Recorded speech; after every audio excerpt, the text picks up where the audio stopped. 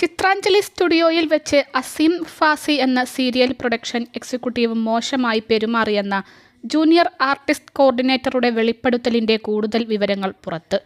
ഉപദ്രവിക്കുന്ന സമയത്ത് അസീം നന്നായി മദ്യപിച്ചിരുന്നുവെന്നും ഇയാൾ പിന്നിലൂടെ കയറിപ്പിടിക്കുകയായിരുന്നുവെന്നും അതിജീവിത വെളിപ്പെടുത്തി.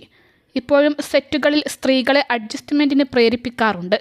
ഒരു വർക്ക് ഏൽപ്പിക്കുമ്പോൾ ആദ്യം ചോദിക്കുന്നത് അഡ്ജസ്റ്റ്മെൻറ്റിന് ആളെ തരുമോ എന്നാണെന്നും അവർ വ്യക്തമാക്കി. തനിക്കുണ്ടായ ദുരനുഭവത്തെപ്പറ്റി നിർമ്മാതാവിനോട് പറഞ്ഞിരുന്നു. എന്നാൽ അസീമിനെതിരെ ഇപ്പോൾ പരാതി കൊടുക്കേണ്ട, അവനെ പുറത്താക്കിക്കോളാമെന്നാണ് നിർമ്മാതാവ് പറഞ്ഞത്. തനിക്ക് സംഭവിച്ചത് മറ്റൊരാൾക്കും സംഭവിക്കരുതെന്ന ഉദ്ദേശത്തോടെയാണ് തിരുവല്ലം പോലീസിന് പരാതി നൽകിയതെന്നും ഇപ്പോഴും ലൊക്കേഷനുകളിൽ സ്ത്രീകൾ സുരക്ഷിതരല്ലെന്നും ശുചിമുറിയോ വസ്ത്രം മാറാനുള്ള സൗകര്യങ്ങളോ ഇല്ലെന്നും അവർ പറഞ്ഞു. അന്ന് കുതറിയോടി തൻ്റെ കൂടെയുള്ള ജൂനിയർ ആർട്ടിസ്റ്റുകൾ നിൽക്കുന്ന സ്ഥലത്തേക്ക് പോവുകയായിരുന്നു. തൻ്റെ അപ്പോഴത്തെ അവസ്ഥ കണ്ട് കാര്യമന്വേഷിച്ചവരോട് ഉണ്ടായ കാര്യങ്ങൾ വിശദീകരിച്ചു. നിർമ്മാതാവിനോടും ദുരനുഭവത്തെക്കുറിച്ച് പറഞ്ഞു. ഇപ്പോൾ പരാതിയൊന്നും കൊടുക്കേണ്ടെന്നും അസീമിനെ പുറത്താക്കിക്കോളാം എന്നുമാണ് നിർമ്മാതാവ് അപ്പോൾ പറഞ്ഞത്. എന്നാൽ ഇതേ പ്രൊഡക്ഷൻ എക്സിക്യൂട്ടീവിൻ്റെ ഉപദ്രവം പിന്നീടും തുടർന്നു.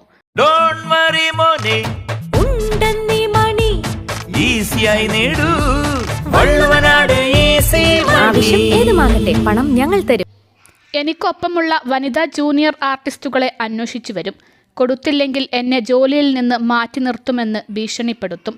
ഒരു സീരിയലിലും ജോലി ചെയ്യാൻ അനുവദിക്കില്ലെന്നും പറഞ്ഞു. വീണ്ടും പരാതിയുമായി നിർമ്മാതാവിനെ സമീപിച്ചപ്പോൾ അദ്ദേഹം അസീമിനെ ആ സീരിയലിൽ നിന്ന് മാറ്റി നിർത്തി. എന്നാൽ ഇപ്പോൾ അയാൾ വീണ്ടും ഇതേ സീരിയലിൽ ജോലിക്ക് കയറിയിരിക്കുകയാണ്. അതിജീവിത വിശദീകരിച്ചു. എനിക്ക് സംഭവിച്ചത് ഇനി ഒരാൾക്കും സംഭവിക്കരുത് എന്ന ഉദ്ദേശത്തോടെ തിരുവല്ലം പോലീസിന് പരാതി കൊടുത്തു. കഴിഞ്ഞ ജൂലൈ 19 സംഭവമുണ്ടായത്. രാത്രി 12:30 നൈറ്റ് ഷൂട്ടായിരുന്നു അന്നുണ്ടായത്. നിർമ്മാതാവ് പറഞ്ഞത് കൊണ്ടാണ് ഇതുവരെ പരാതി നൽകാതിരുന്നത്. അയാളെ മാറ്റാമെന്ന് സാർ പറയുകയും 2 സീരിയലുകളിൽ നിന്ന് മാറ്റി നിർത്തുകയും ചെയ്തിരുന്നു. മാറ്റി നിർത്തിയ ശേഷവും ഇതേ വ്യക്തി പെണ്ണു വേണം എന്ന് പറഞ്ഞ് വിളിച്ചുകൊണ്ടിരിക്കുകയാണ്. സെറ്റുകളിൽ ജൂനിയർ ആർട്ടിസ്റ്റുകളെ വിതരണം ചെയ്ത് ജീവിക്കുന്നവരാണ് എന്നെപ്പോലുള്ളവർ. അവരെ ഉപയോഗിച്ച് ദുഷ്പ്രവർത്തികൾ ചെയ്യുന്നവരല്ല. ഇപ്പോഴും സെറ്റുകളിൽ അഡ്ജസ്റ്റ്മെൻറ്റ് എന്ന പരിപാടിയുണ്ട്. ഒരു വർക്ക് ഏൽപ്പിക്കുമ്പോൾ ആദ്യം ചോദിക്കുന്നത് അഡ്ജസ്റ്റ്മെൻറ്റിന് ആളെ തരുമോ എന്നാണ്. പല കൺട്രോളർമാരും അങ്ങനെ ചോദിക്കാറുണ്ട്. അത് പലപ്പോഴും നിർമ്മാതാവിനോ സംവിധായകനോ കൺട്രോളർമാർക്കോ വേണ്ടിയായിരിക്കും. അങ്ങനെ ചെയ്താൽ ഉയരങ്ങളിലെത്തിക്കാം എന്നുവരെ എന്നോട് പറഞ്ഞ കൺട്രോളർമാരുണ്ട്. ഞെട്ടിക്കുന്ന വെളിപ്പെടുത്തലുകളാണ് അതിജീവിത നടത്തുന്നത്. ലൊക്കേഷനുകളിൽ സ്ത്രീകൾക്ക് സുരക്ഷിതത്വമില്ല.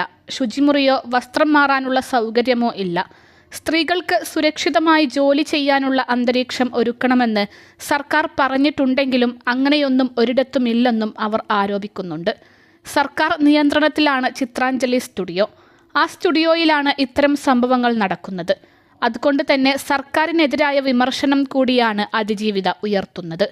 കഴിഞ്ഞ ജൂലൈയിലാണ് അതിക്രമം നടന്നത്. കഴിഞ്ഞ ദിവസമാണ് അതിജീവിത തിരുവല്ലം പോലീസിൽ പരാതി നൽകിയത്. സംഭവത്തിൽ തിരുവല്ലം പോലീസ് കേസെടുത്തു.